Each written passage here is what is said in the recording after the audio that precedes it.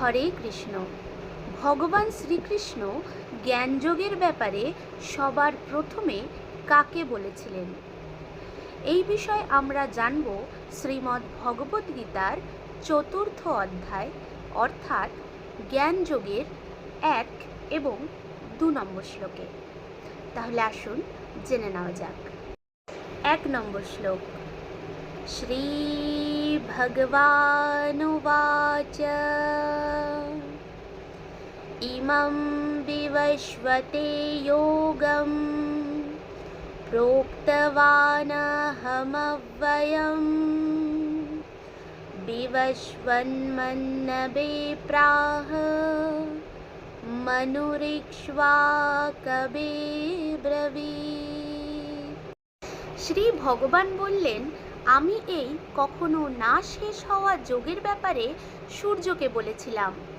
সূর্য সেই জানকারী বিবস্বান মনুকে বলেছিলেন, আর মনু নিজের পুত্র রাজা ইক্ষ্বাকুকে বলেছিলেন।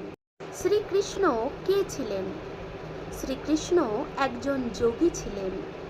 সৃষ্টির আদি এবং অন্ত, বিগিনিং অর এন্ড, সব কিছুই তিনি জানতেন। তিনি সব সময় উপস্থিত ছিলেন এবং সব সময় উপস্থিত থাকবেন। যোগ অর্থাৎ জ্ঞানযোগ আর কর্মযোগ, যার কখনো বিনাশ হতে পারে না। কোথা থেকে এলো এই যোগের জ্ঞান? ভগবান শ্রীকৃষ্ণ সেটারই জানকারি দিচ্ছেন।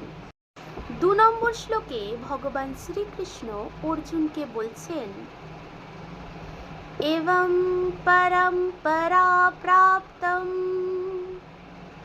ইমং রাজর্ষয়ো বিদুঃ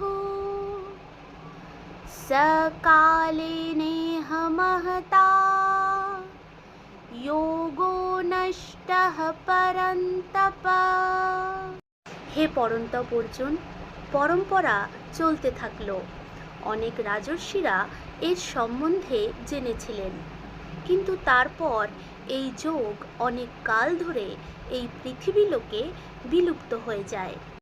জ্ঞান কোনো না কোনো জায়গা থেকে আসে, আর তারপর ধীরে ধীরে তা ছড়িয়ে পড়ে।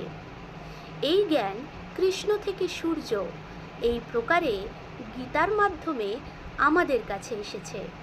শত শত হাজারো বছরের ধারা এটা, কিন্তু মাঝখানে এরকম সময়ও ছিল যখন এই জ্ঞান পৃথিবী থেকে বিলুপ্ত হয়ে গিয়েছিল। জ্ঞান বাড়ালে বাড়ে আর কমালে শেষ হতে থাকে। এই জন্যই আমরা এই যোগকে, গীতার সারকে, শ্রীকৃষ্ণের কথাকে আপনাদের কাছে পৌঁছাচ্ছি। রাধে রাধে।